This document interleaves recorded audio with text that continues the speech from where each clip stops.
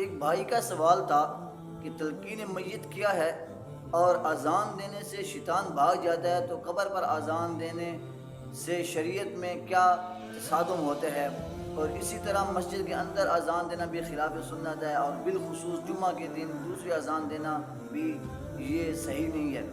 تو اس کا جواب عرض کرنا چلا ہوں کہ تلقین میت کیا ہے۔ تلقین میت یہ ہے کہ جس وقت آدمی فوت ہو رہا ہو اور اس کا آخری وقت چل رہا ہو، نزا کا وقت چل رہا ہو، تو جناب محمد الرسول اللہ صلی اللہ علیہ وسلم نے ارشاد فرمایا کہ جو بھی اوپر اس کے بیٹھے ہوئے ہیں تو وہ کلمہ طیبہ کا ورد کریں، خود پڑھیں، تاکہ وہ بھی آخری وقت میں کلمہ طیبہ پڑھ لیں۔ یہ تلقین میت ہے، اور تلقین میت مرتے وقت ہوتی ہے کہ جس وقت انسان زندگی اور موت کی کشمکش میں ہو، نہ کہ قبر کے اوپر۔ نمبر 2،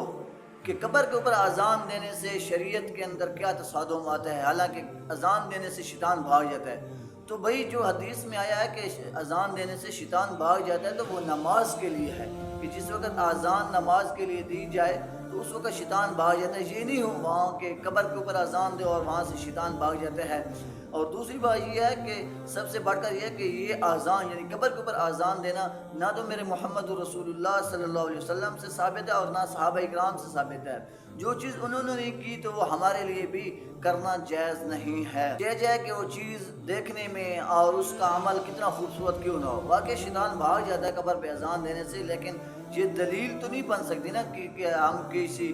چیز کو شریعت کے اندر ڈالیں اور اس کی کوئی دلیل اچھی بنا لیں، تو یہ دلیل تو نہیں بن سکتی۔ نمبر 3، جناب رسول اللہ صلی اللہ علیہ وسلم کے زمانے میں اذان مسجد سے باہر اس لیے دی جاتی اور پہاڑ یا کسی ٹیلے کے اوپر چڑھ کر اس لیے اذان دی جاتی تاکہ آواز دور دور تک پہنچے اور لوگوں مسجد کی طرف اور نماز کی طرف آئیں۔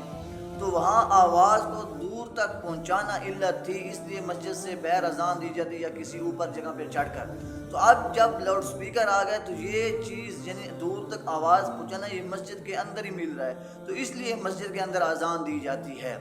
نمبر 4، کہ رسول اللہ کے زمانے کے اندر جمعہ کی ایک اذان دی جاتی ہے، اور اسی طرح شیخین کے زمانے کے اندر بھی جمعہ کے لیے ایک اذان دی جاتی، لیکن جناب حضرت عثمان غنی رضی اللہ تعالیٰ عنہ کے دور خلافت میں یہ دوسری اذان شروع ہوئی۔ پہلی اذان اس وقت دی جاتی تھی جس وقت امام خطبہ کے لیے تشریف رکھتے ممبر کے اوپر، تو اس وقت دوسری اذان پہلی اذان دی جاتی تھی۔ تو اب جس وقت اسلام کا بول بالا ہوا اور اسلام کا رقبہ وسیع ہوا اور لوگ زیادہ اسلام میں آئے اور تجارتیں ملی اور بازار بھرے، تو پھر ایک اذان دینا سے لوگ اتنے جلدی مسجد کی طرف نہیں آ پاتے تھے اور ٹائم لگ جاتا تھا اور جمعہ ان سے فوت ہو جاتا تھا۔ تو حضرت عثمان غنی رضی اللہ تعالیٰ عنہ نے جمعہ کی پہلی اذان اس لیے شروع کی تاکہ لوگ سارے متوجہ